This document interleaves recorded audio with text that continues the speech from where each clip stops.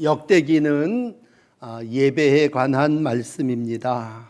이제 9월 한 달도 계속 우리가 역대하의 말씀을 읽겠는데, 오늘 읽으신 역대하 15장, 앞에 14장과 16장은 아사 왕에 대한 말씀입니다. 아사라고 하는 왕이 어떻게 하나님을 예배드렸느냐라고 하는 말씀 함께 나누시면서 참 예배의 회복, 또 예배의 개혁이 우리 가운데 있어지기를 원합니다. 상황과 때는 다를 것이 없습니다. 다 악습을 행하는 때였고 우상을 숭배하던 그러한 때였습니다. 앞에 14장 2절 보시면, 이러한 악한 시대에도 또 이렇게 우상을 숭배하는 때에도 하나님은 아사라고 하는 왕을 세우셔서 여호와 보시기에 선과 정의를 행하며 여호와를 찾는 참 보기 드문 왕을 세워주셨습니다. 아사 왕은 이와 같은 믿음의 사람으로서 하나님을 예배하고 있었습니다.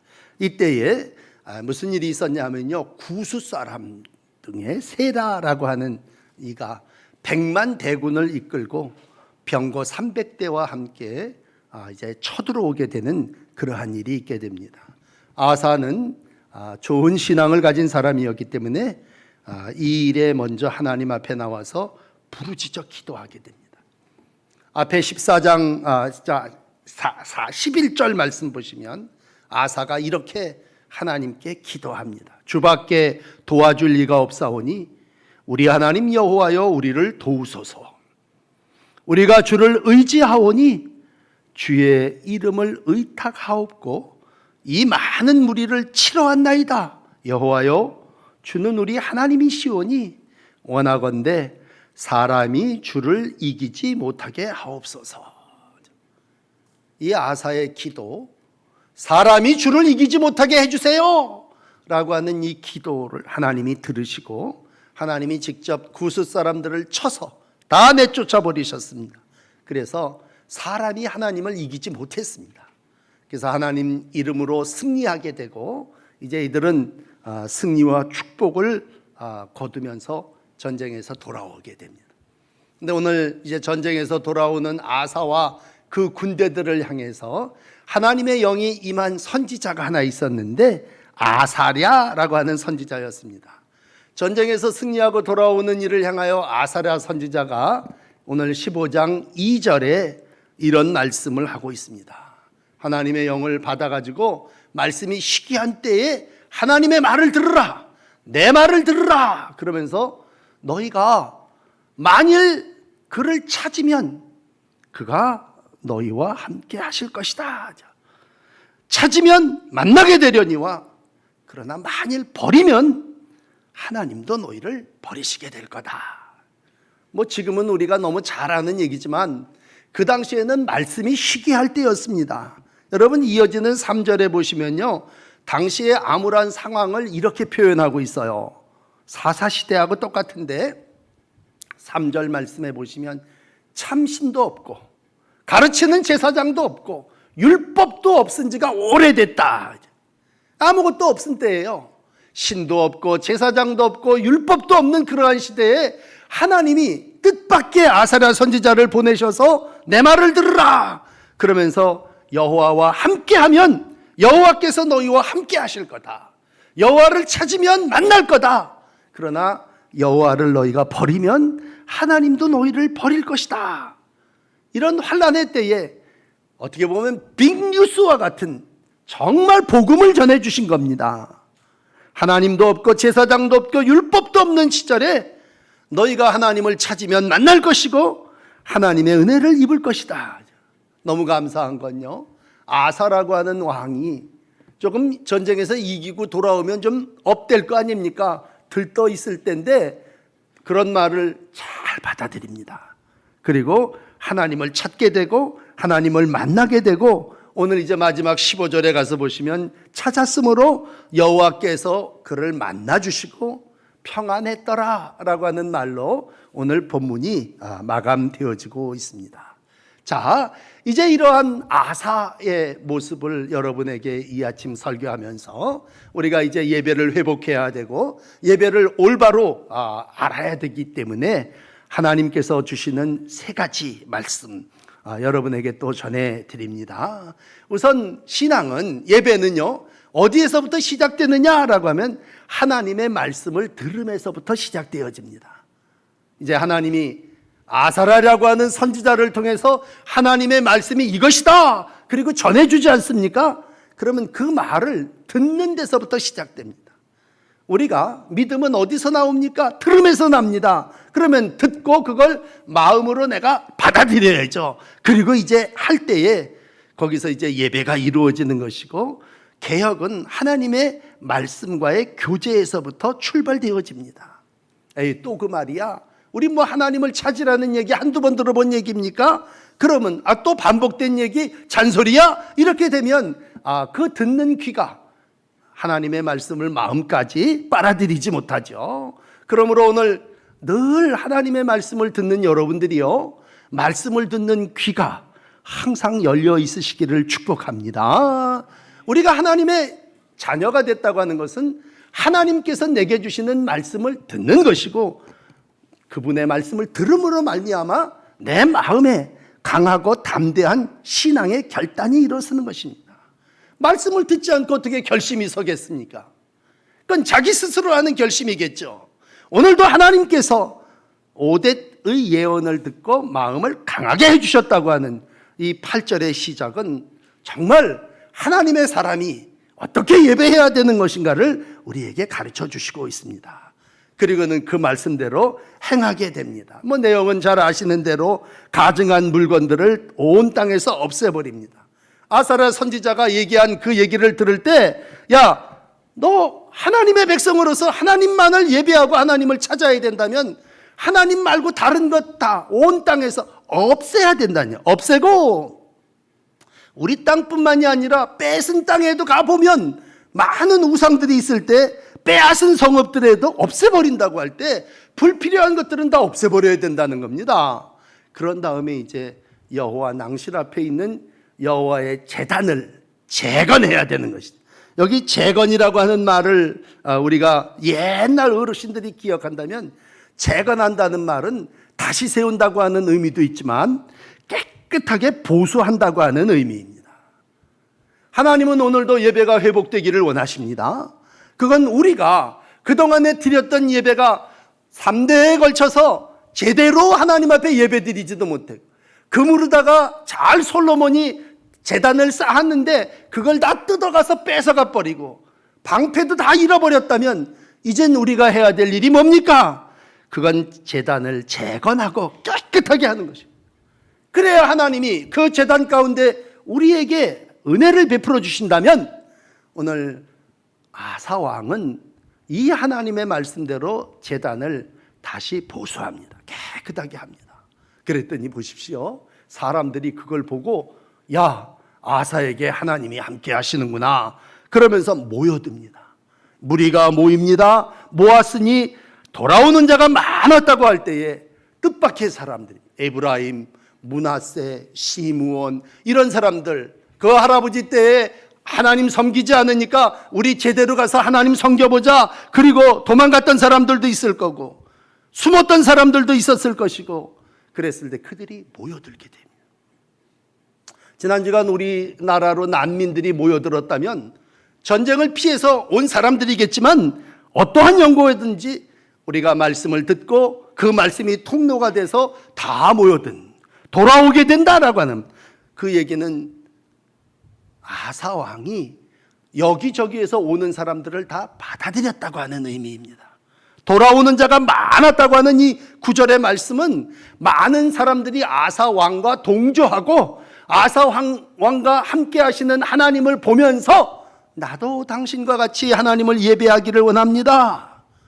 특별히 할아버지 르호보암 때 실망했던 사람들이, 떠나갔던 사람들이 다시 하나님 앞에, 말씀 앞에, 제단 앞에 모여드는 이유가 한 가지입니다. 아사 왕과 하나님이 함께 하심을 보았더라 라고 하는 오늘 말씀입니다. 여러분, 말씀을 듣고 다시 제단에 모여드는 은혜와 하나님의 축복이 함께 하시기를 바랍니다.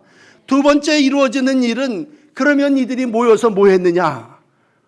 아사왕 15년 셋째 달에 예루살렘에 모여 그날에 노력하여 온 물건 중에 소 700, 양 7천 마리를 잡아 여호와께 제사를 지내게 됩니다. 제단을 깨끗하게 했습니다. 여러분, 무너졌던 것들을 다시 보수해서 이렇게 이쁘게 제단을 다시 쌓았습니다. 그럼 뭐 해야 됩니까? 제사 드려야죠. 예배의 회복은 제사의 회복입니다. 아사는요, 하나님의 은혜를 입어서 41년 통치한 사람이, 41년 동안 통치한 왕이 드물습니다. 그렇지만 그의 통치 기간 15년 셋째 달에 정확합니다. 예루살렘에 모여 하나님에게 예배하는 제사가 이루어지게 됩니다. 우리는 어떤 때 말씀을 듣고 마음을 감동받아서 사람들이 모여서 이제 우리 어떻게 해야 될 거냐? 라고 하는 부분에 멈춘다면, 오늘 하나님은 우리의 정성을, 우리가 원하는 희생의 예물을 소 700, 양 7천이라고 하는 말로 우리 가운데 보여주시면서 여호와께 희생 제사를 드렸다면, 여러분, 예물 얘기를 하면 사람들이 참 마음이 다치게 되는데, 소 700마리, 양 7천마리라고 하는 건 어떻게 보면 그 마음이라, 그가 가지고 있는 목숨과 같은 정성이라고 표현을 한다면, 오늘 12절은 마음을 다하고 목숨을 다하여 하나님을 찾기로 언약했다라고 했을 때, 마음이 뭡니까? 마음이 물질이라면 그 당시에 최고의 물질은 소 700마리와 양 7천마리라고 표현되어진다면, 난 목숨을 걸고 하나님을 예배하겠습니다 라고 하는 의미겠죠. 여러분, 사람이 마음을 강하게 먹을 수 있는 작심은 있습니다. 누구나 다 작심하죠. 그러나 그 작심이 실천으로 옮겨진다고 하는 건, 마음 먹은 것을 실천한다고 할 때에 마음만 먹은 게 아니라 가장 좋은 것을 택하여 하나님 앞에 드리는 정성이, 전심이 오늘 그 예물 속에 들어 있습니다. 오랫동안 이스라엘 백성은 헌신이라고 하는 것을 잊어먹고 살았습니다. 여러분, 헌신이 없는 제사가 어찌 올바른 제사겠습니까? 정성된 제물이 없는, 마음이 없는 제사를 하나님 앞에 드릴 수 있겠습니까? 오늘 이 드려진 예물을 앞에는 뭐라고 합니까? 그날에 노력하여 온 물건 중에 그렇게 표현합니다. 노력하여 왔다는 얘기는 뭐예요? 목숨 걸고 싸워서 뺏은 겁니다. 목숨 걸고 싸워서 뺏었으니까 내 것이 아니라 그렇게 승리하게 하신 하나님께 내가 그것을 드린다고 할 때, 이건 내 목숨과 똑같은 것입니다. 이건 내 생명을 걸고 나가서 싸워서 얻은 것입니다. 그러므로 내 생명을 여기 하나님 앞에 드립니다. 여러분, 우리가 드리는 예배는요, 목숨을 드리는 것입니다. 사도 바울은 로마 교인들에게 12장 1절에 이렇게 말하죠. 너희 몸을 하나님이 기뻐하시는 산제물로 드리라. 어떻게 보면요, 이 말만 읽어보면 무서워요. 몸을 산제물로 드리라는 얘기는, 그러면 나를 불태워 죽이려는 얘기인가? 이것이 너희가 드릴 영적 예배니라.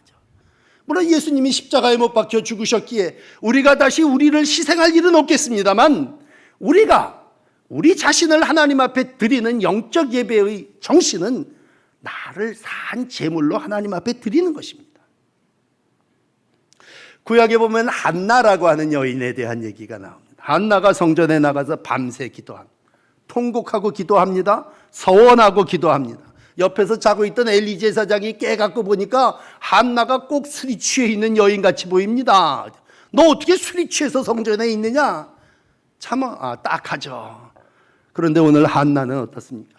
내 중심을 하나님 앞에 토한 것입니다. 그래서 내가 얼굴이 시뻘게 보이는 것이다 라고 했습니다. 내가 이 아이를 위해서 기도했고 잉태하기를 하나님 앞에 구했고 하나님이 그것을 나에게 허락해 주셨습니다. 그랬을 때 오늘 목숨 걸고 기도하여 얻은 사무엘을 하나님 앞에 서원한 대로 바치지 않습니까? 우리가 하나님 앞에 바친다고 하는 건 하나님 없던 태를 열어주셔서 생기게 하신, 노력하여 얻은 것, 그리고 기도하여 하나님이 내게 주신 것을 내가 하나님께 다시 바칩니다 라고 했을 때, 오늘도 아들을 하나님 앞에 드리는 한나의 제사, 그게 소 700과 양 7천과 같은 헌신의 제물입니다. 나중에 바울은 시편 50편에 이런 말로 해요. 하나님을 잃어버린 너희여, 이제 생각하라. 그렇지 아니하면 내가 너희를 찌질이니 건질 자 없을 거라. 그러면서 이런 말씀을 해요. 내가 감사로 제사를 드리는 자, 그가 나를 영화롭게 하나니 그의 행위를 옳게 하는 자에게 구원을 보이리라. 하나님의 은혜가 누구에게 임합니까? 라고 했을 때 정말 감사하는 마음으로 제물을 드리는 그러한 하나님의 백성의 예배를 하나님께서 오늘도 구원으로 응답해 주신다고 하는 것입니다.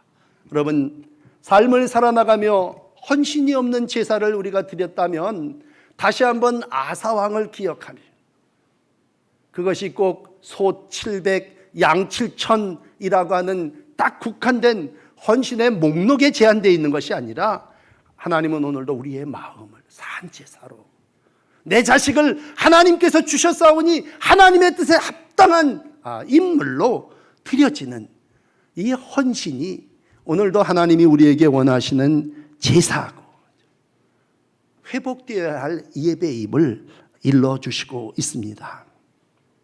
그러면서 이제 오늘 마지막 세 번째 개혁을 이루어 나갈 때에 온 백성들이 이제 모여서 이렇게 좋은 것을 하나님 앞에 드리면서 맹세하게 됩니다. 맹세, 큰 소리로 맹세하게 됩니다. 온 유다가 이 맹세를 기뻐했다고 얘기할 때 어떤 맹세를 했는지 아십니까? 13절에 보시면 하나님을 찾지 아니하는 자는 대소 남녀 막론하고 죽이는 것이 마땅하도다. 애 어른할 것, 여자 남자 할 것 없이 우리가 맹세하고 하나님을 찾기로 다짐했습니다 라고 하는 그 약속을 지키자고 하는 것이죠. 그리고 예외 없이 이 모든 것들을 이루어 나가기로 맹세하고 작정합니다. 그렇습니다. 우리가 하나님의 말씀을 귀로 들었다면, 마음에 작심했다면 이제는 뭐예요? 그 작정한 모든 것들을 실천으로 옮겨야죠. 그런데 오늘 이제 15절까지 읽으셨습니다만 16절에 가서요, 예배의 큰 난관이 하나 부닥치게 됩니다. 하나님을 찾지 않는 자는 남녀노소를 막론하고 다 죽이겠다고 작정하고 열애 없이 행하겠다고 했는데, 왕중에 들어와 보니까요, 마하가라고 하는 어머니죠. 왕실의 정말 왕할머니와 같은, 기둥과 같은 그 집에 버팀목이 되는 어머니가 우상을 숭배하고 있습니다. 악의 씨가 되고 있습니다. 아사왕의 어머니 마하가가 가증한 우상을 섬기고 있습니다. 여러분, 우리가 예배를 드리자고 할 때 하나님을 찾습니다. 부르짖습니다. 기도합니다. 다 좋아요. 그런데 온 백성이 함께 하나님을 예배합시다, 그렇게 결심하고 났는데 온 백성 중에 자기가 제일 가까이, 자기를 낳아준 어머니 할머니가 우상을 숭배하고 있습니다. 집에 와보니까 가정에서 외가가 모든 우상의 아주 그냥 근본인 악의 씨가 되어 있습니다. 여러분, 만약 이 부분에서 아사왕이 야, 이거 엄마를 어떻게 죽이냐, 이 할머니를 우리가 어떻게 말릴 수 있겠느냐, 만약입니다만 뿌리를 뽑지 못했다면 르호보암 이후의 왕적 시대에 이루어졌던 우상 숭배는 계속 이루어졌을 것입니다. 그런데 오늘 개혁이라고 하는 단어를 사용한다면 두 가지 실천이 이루어지게 됩니다. 눈물 먹고 그 어머니 마하가의 왕후의 자리를 폐해버리게 됩니다. 여러분, 16절 한번 보십시오. 태우의 자리를 폐하고 박탈했다는 얘기입니다. 패했다는 얘기는 그냥 자리에서 쫓아내버렸다는 얘기입니다. 그런 다음에 가서 그가 섬겼던 우상을 찢고 빠버리고 기드론 시냇가에 가서 푹 태워버렸다. 싹쓸이해버렸다. 없어버렸다는 얘기. 참 힘든 일이었습니다. 기드론 시냇가에 더러운 거 버리는 자리라면 거기 가서 다 푹 태워버리고 없애버렸습니다. 르호보암 이후에 궁중에 큰 세력이었던 마아가 우상의 소굴입니다. 오늘 우리가 이 땅을 살아나가면서 여러분 많은 예배자의 삶, 예배라고 하는 것을 우리가 이루어 나갈 때 가족 때문에죠. 내가 어떻게 할머니를, 내가 어떻게 어머니의 자리를, 그런 세상적인 생각이 있다면 온전한 예배가 하나님 앞에 드려질 수 있었겠습니까? 늘 우리가 하나님이냐 가족이냐 라고 하는 것을 택해야 될 때 우린 가족이 우선되어집니다. 그래서 우리의 예배가 온전히 하나님 앞에 드려지지를 못합니다. 그런데 들으십시오. 아사 왕은 가족과 하나님을 찾는 일 앞에 그는 먼저 하나님을 찾기로 작정한 그 일이 우선되어졌습니다. 예배는 내 우선이 무엇이냐라고 하는 것을 결단하는 것입니다. 내 삶의 우선이 하나님이시냐 아니면 내 가족이냐라고 했을 때 아사 왕이 가족을 택했다면 그 어머니를 자리에서 끌어내릴 수 없었겠죠. 그러나 나는 하나님의 말씀을 듣고 그 말씀대로 살겠습니다. 어머니의 신을 따라가는 길이 몰락의 길이고 타락의 길이고 죄악의 길임을 내가 알았을진데 나는 하나님의 음성을 신뢰하고 하나님 앞에 바로 서겠습니다. 먼저 하나님의 나라와 그 의를 구하는 아사 왕의 예배입니다.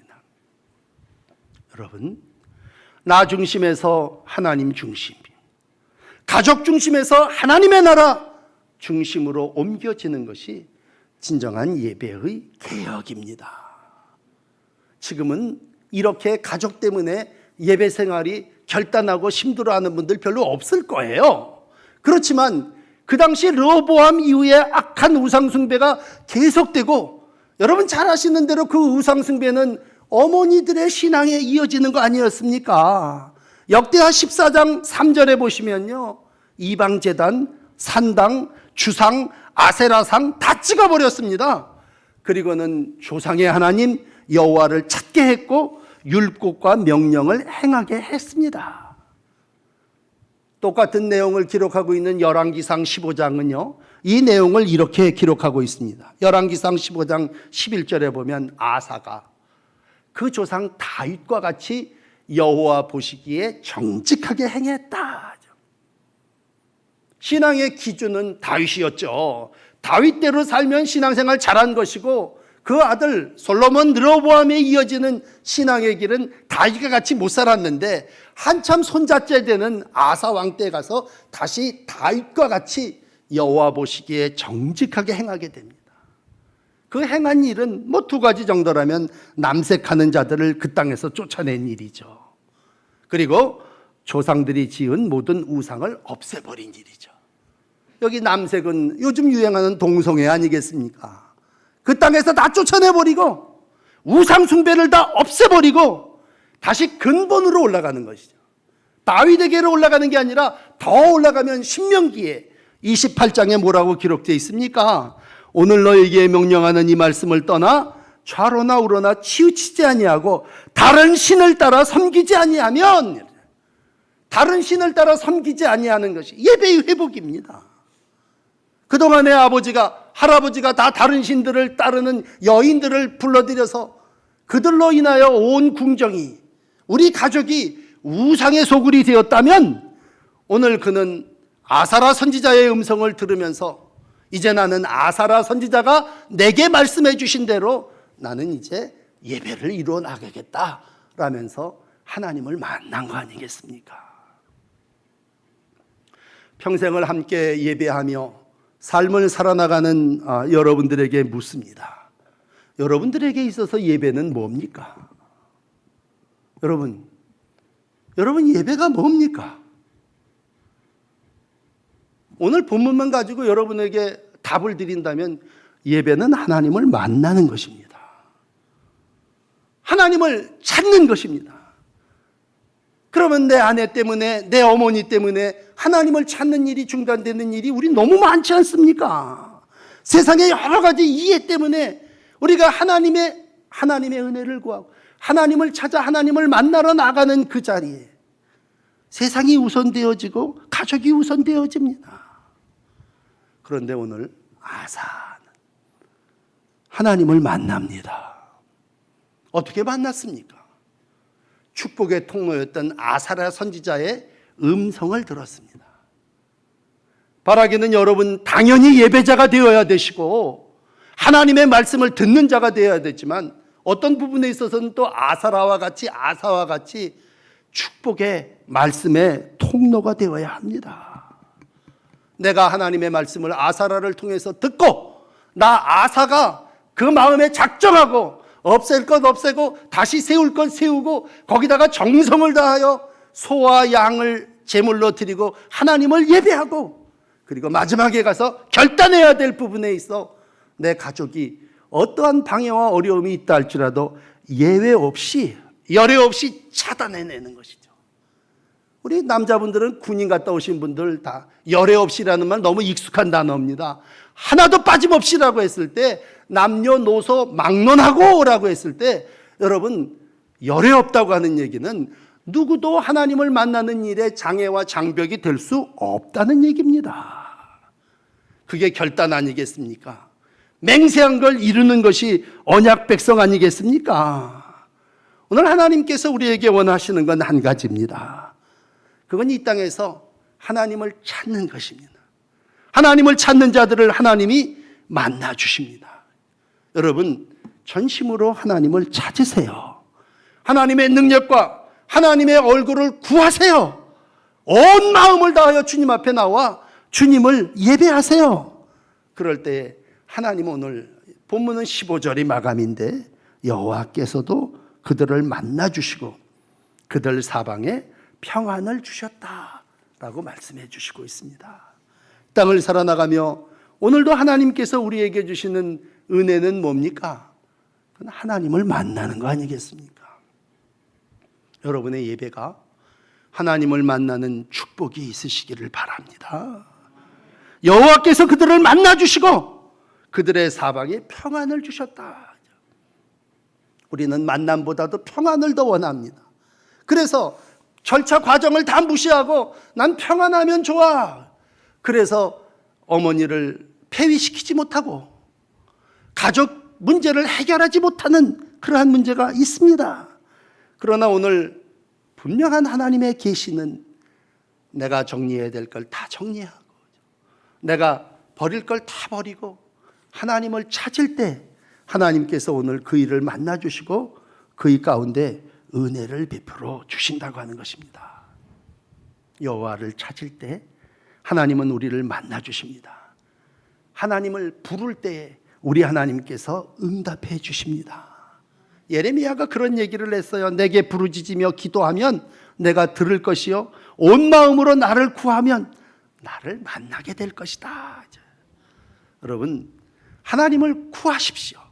하나님께 기도하십시오. 그리고 하나님을 만나십시오.